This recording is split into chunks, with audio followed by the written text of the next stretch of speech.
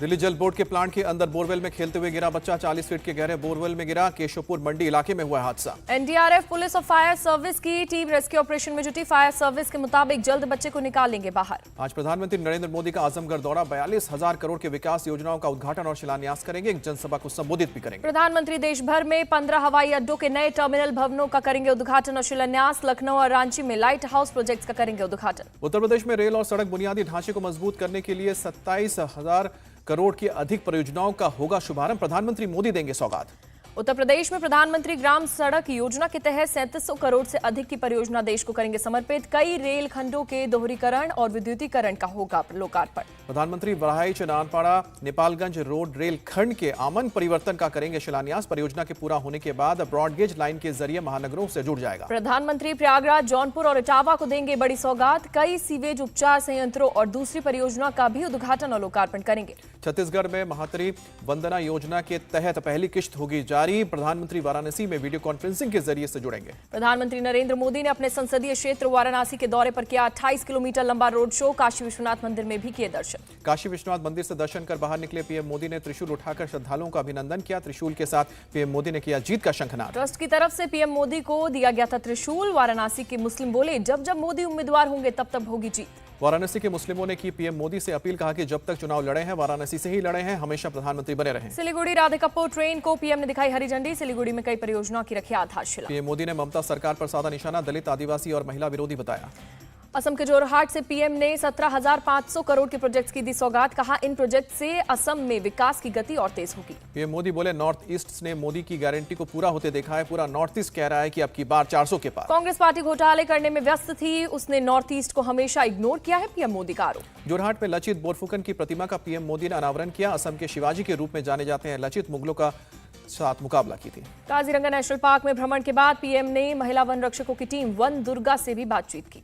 PM Modi का अरुणाचल दौरा, ईटानगर से 55,600 करोड़ की परियोजनाओं की सौगात दी। पीएम मोदी ने सेला टनल का उद्घाटन किया। 10 किलोमीटर कम हुई तवांग से चीन सीमा तक की दूरी। पीएम मोदी बोले, नॉर्थ ईस्ट के विकास के लिए हमारा विजन आस्था लक्ष्मी का है। ट्रेड और टूरिज्म की मजबूत कड़ी बनेगा नॉर्थ ईस्ट। ईटानगर से पीएम ने विपक्ष पर साधा निशाना। कहा, आपके बच्चे किस हाल में हैं, इसकी परवाह इंडिया अलायंस ने ना कभी की और ना ही कभी करेंगे। पीएम मोदी ने परिवारवाद को लेकर कहा कि आज जब ये मोदी के परिवार पर सवाल उठाते हैं तो पूरा देश कह रहा है कि मैं हूं मोदी का परिवार। सोमवार को गुरुग्राम में द्वारका एक्सप्रेसवे का उद्घाटन करेंगे पीएम। सीएम खट्टर ने किया निरीक्षण।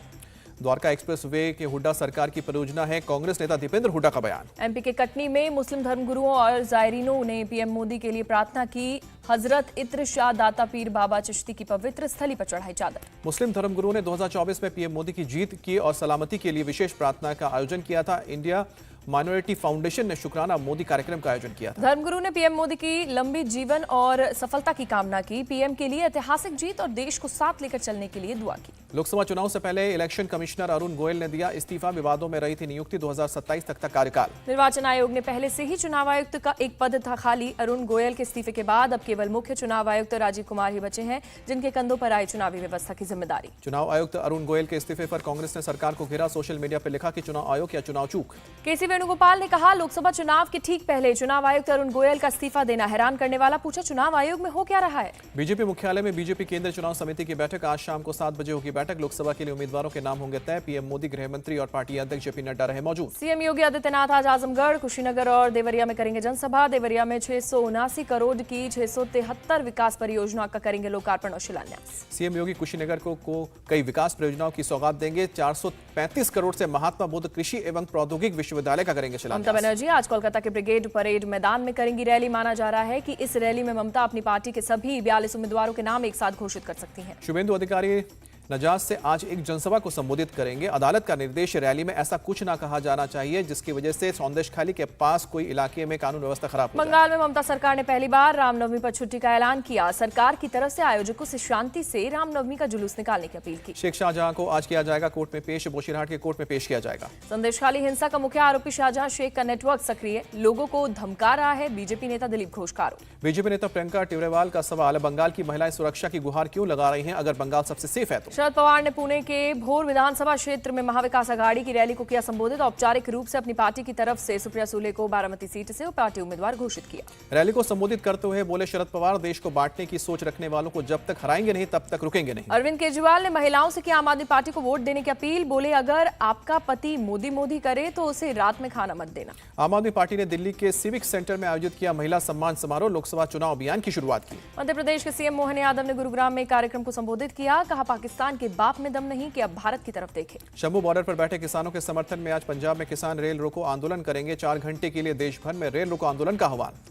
गृह मंत्री अमित शाह ने पटना में पिछड़ा अति पिछड़ा महासम्मेलन को किया संबोधित। कहा, कांग्रेस और आरजेडी आपके बच्चों का भला नहीं कर सकती। गृह मंत्री अमित शाह ने बिहार की जनता पर जताया भरोसा। कहा कि इस बार लोकसभा की सभी 40 सीटें जीतेंगे। अमित शाह ने लालू यादव पर साधा निशाना। कहा, गरीबों की जमीन कब्जा करने वाले नेताओं की अब खैर नहीं, कार्रवाई के लिए जल्द बनेगी कमेटी। अमित शाह ने बिहार के भूमाफियाओं को चिताया। कहा कि डबल इंजन की सरकार उल्टा लटका कर सीधा करने का काम करेगी। बीजेपी सांसद के लक्ष्मण बोले, लालू यादव अपने बेटे के अलावा किसी का विकास नहीं कर सकते। छत्तीसगढ़ के रायपुर में किसान महाकुंभ का आयोजन। केंद्रीय मंत्री राजनाथ सिंह बोले, 25 करोड़ लोग गरीबी से बाहर आ चुके हैं। राजनाथ सिंह ने जनता से की अपील। कहा, तीसरी बार बीजेपी सरकार बनाए, हिंदुस्तान में कोई भी गरीब नहीं रहेगा। एनडीए में शामिल हुई टीडीपी और Jana Sena party. BJP chief JP Nadda ने किया स्वागत। कहा कि आंध्र प्रदेश के विकास के लिए मिलकर काम करेंगे। आंध्र प्रदेश में बीजेपी, टीडीपी और जनसेना पार्टी मिलकर लड़ेगी लोकसभा और विधानसभा का चुनाव। 1 से 2 दिनों में होगा सीटों का बंटवारा। आंध्र प्रदेश में पिछले 5 सालों में माफियाओं का बोलबाला रहा। प्रदेश का विकास नहीं हुआ है। टीडीपी प्रवक्ता प्रेम कुमार जैन का बयान। डीएमके और कांग्रेस के बीच सीट शेयरिंग का फॉर्मूला तय। तमिलनाडु की 9 लोकसभा सीट पर लड़ेगी कांग्रेस। डीएमके ने पुदुचेरी की इकलौती लोकसभा सीट कांग्रेस के लिए छोड़ी। कांग्रेस महासचिव केसी वेणुगोपाल ने दी जानकारी। राहुल गांधी का बीजेपी पर आरोप। आदिवासियों को अधिकार नहीं देना चाहती बीजेपी। लोकसभा चुनाव अकेले लड़ेगी बीएसपी। मायावती ने किया ऐलान। कहा कि बीएसपी की ताकत देख विरोधी बेचैन। अपना दल की नेता अनुप्रिया पटेल की सुरक्षा कैटेगरी को किया गया अपग्रेड। अब जेड कैटेगरी की मिली सुरक्षा। एसपी चीफ अखिलेश यादव ने दिया नया नारा, 80 हराओ एमएसपी लाओ। कहा कि यूपी की जनता स्वागत और विदाई दोनों अच्छे से करती है। अखिलेश ने बीजेपी पर साधा निशाना। कहा, हिटलर का शासन भी 10 साल से ज्यादा नहीं चला, बीजेपी के भी 10 साल हो चुके। जम्मू कश्मीर के पूर्व मुख्यमंत्री गुलाम नबी आजाद का बयान। विधानसभा चुनाव के लिए जनता अब ज्यादा इंतजार नहीं कर सकती। इंडिया अलायंस देश का भविष्य है, यह आगे बढ़ता रहेगा। एनसी चीफ फारूक अब्दुल्ला का बयान। ओडिशा बीजेपी के डेलीगेशन ने मुख्य निर्वाचन अधिकारी से मुलाकात की। निष्पक्ष चुनाव की मांग की। झारखंड से बीजेपी ने प्रदीप वर्मा को बनाया राज्यसभा उम्मीदवार। प्रदीप वर्मा ने शीर्ष नेतृत्व का जताया आभार।